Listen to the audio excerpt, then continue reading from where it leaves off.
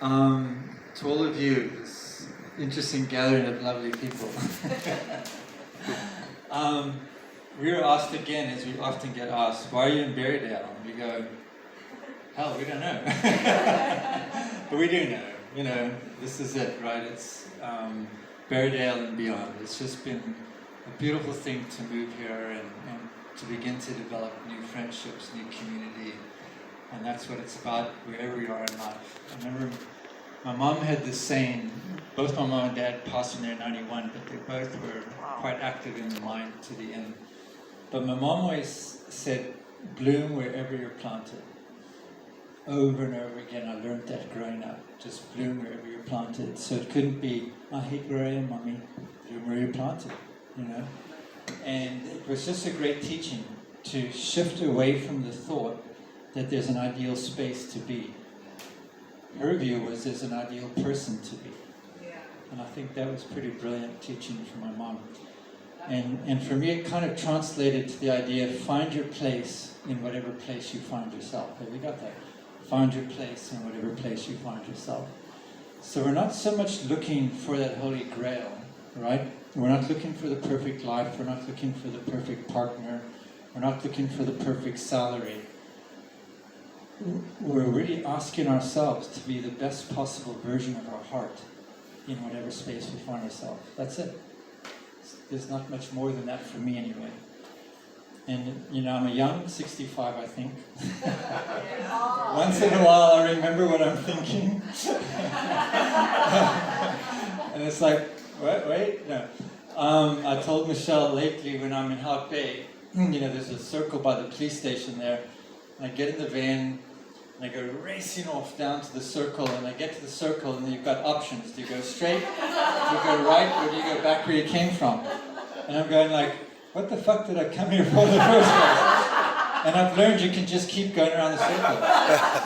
And then eventually it comes to you, oh yeah, I was supposed to go and buy croissants.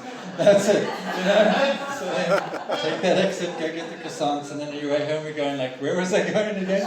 You know? And you finally get it. So anyway, I just want to say, you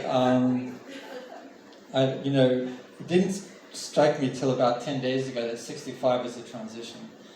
I think it just sort of snuck up on me. And I've got 3 siblings that retired when they hit 65. And I'm not really sure what that means. My dad used to say to us as children, retirement is just when you put new rubber on old wheels and you get another shot at it, you know? So I guess that's what it's about. But for me, the reflection tonight, besides having all of you lovely people here and then such kind words from you, my darling, and Izzy, and my children, is that I'm just grateful. I'm just grateful to be alive. You know, I'm grateful that I get to wake up in the morning and find my place. I'm grateful that my mind works sometimes. I'm grateful that my heart still pumps blood. Really, it's actual blood. And I'm grateful that I feel, you know, in relationship to everything that exists. And so I've really delved over the years into what it means to be at one with everything. You know, one with the bee, one with the daisy, one with the refugee mom that's the only remaining member of her family because of war, one with the river that's super polluted from the chemicals from a paint factory, one with a beautiful forest that hasn't yet found acid rain. You know, I've spent in my life living in the jungle in Belize. I've spent years in refugee camps and war zones. I spent 1.5 years in Berrydale.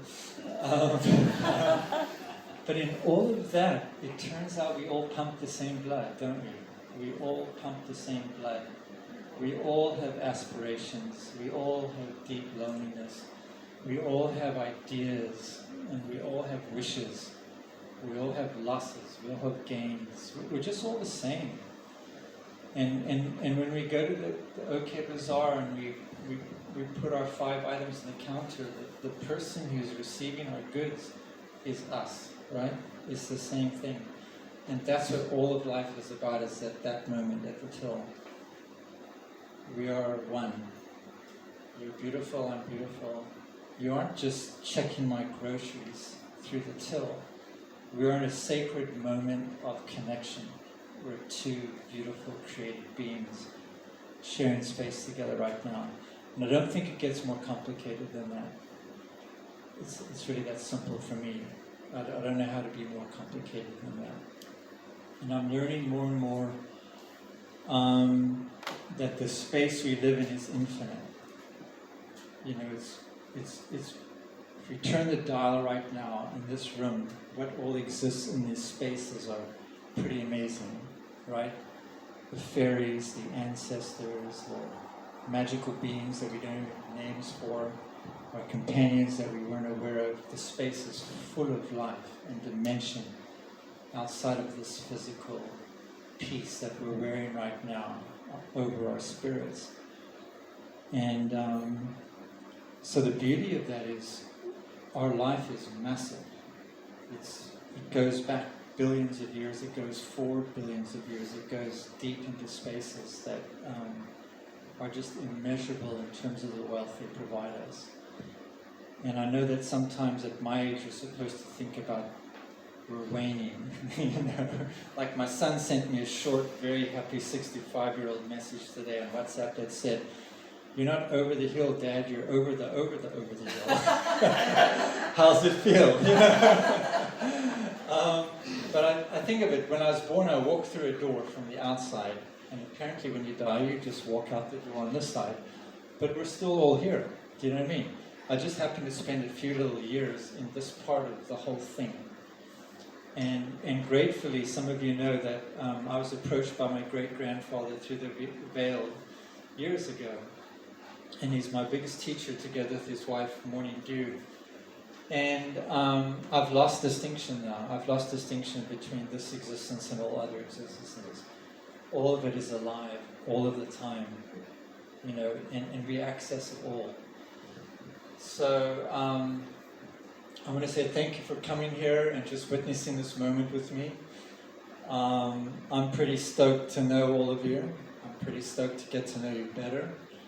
Even you, Jan. And